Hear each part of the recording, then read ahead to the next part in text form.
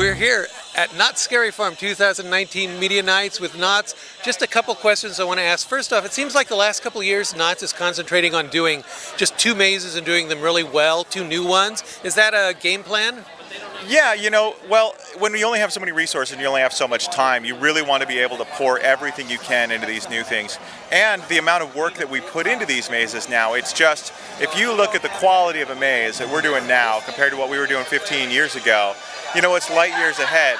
But ultimately, there's only so many hours in the day, there's only so much we can stretch and force out of our crews. And to be able to really keep doing what we do at that level, we focus on a couple key ideas and we really just pour so much time and energy. I'd love to do 13 new mazes a year, but it's not, it's really about giving everybody such high quality with all of the venues that, they're still fresh and new when you come in. You have something like Paranormal Inc. that's seen a lot of miles, but so much love and energy went into that thing that it stands the test of time. And that's really, we're creating things that bring people back. And a lot of people don't come every year. A lot of people come year to year, and you still get that. You come every couple of years, you get 4 new great attractions. But I can't say that we're only ever going to do 2 because, as a guy that creates these things, I always want to do more. I love working on them, and I couldn't do more. But yeah, we want to be able to focus our energies and get these things at that high level that our guests have come accustomed to. Speaking of old and new, it's great to see new stuff, but there's old favorites here, and it's sad to see them go.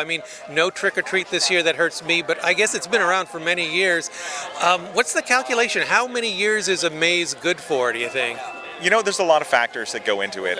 Some of it is just a matter of how well it's received, how well it is, and there's certain things that go into it. There's locations where we can build and leave things up.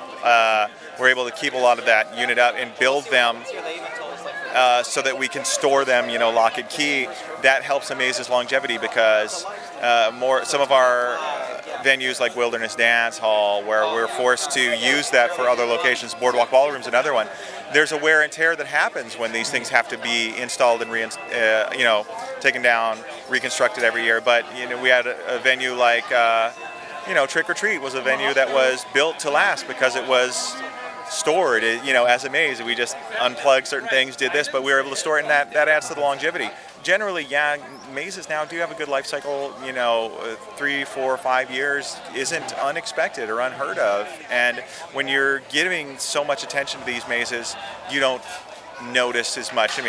That they've been here as long because they're still a rewarding experience. And also, when you bring something back, it seems like the last couple of years, they're highlighting the fact that they've changed things. Like last year, Paranormal Entity, whole new ending. And that had happened with Trick or Treat, I think, too. So is that one of the factors that goes into it? Well, we've got enough space here, we can add something that they haven't seen. Well, there's a little bit of that. And there's also, if a maze is sort of getting, long in the tooth, it's like, do we have a great idea to reinvigorate this and maybe get a couple more good years out of it instead of it just slowly fading into the sunlight? I thought the addition to Paranormal was great last year. I really felt like that was such a good bookend for what we saw before that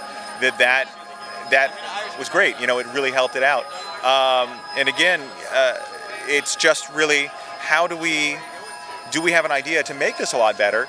Do we have the resources to make it better? And if we do, obviously, we want to plus it up because we want things to be as new and fresh as possible. And you had mentioned that you're not involved in any of the big new marquee stuff this year, so you're kind of relaxing and having a little bit more fun. Is that it? Well, a little bit more fun.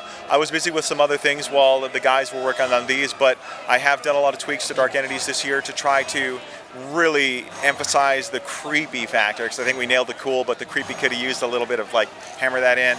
And I've also designed the set for the hanging this year, so I haven't been sitting around sipping a Mai Tai. I've been busy, but it is kind of nice to come to an event like this and just really be able to enjoy it. It was a fantastic show this year. I think we got some great stuff. And as a fan yourself, thinking, I want to come and see the show, what's the one thing you would want people considering coming to Knott Scary Farm this year to know about 2019 at Knott's? We're just sort of creating not just these different disparate worlds. We're creating one sort of shared universe in all these different locations. You're getting a complete Halloween experience here, top to bottom, 1,000 monsters, park-wide experience created by people who love the event and really just want to create the event. It's hard to beat, man. You're all going to die.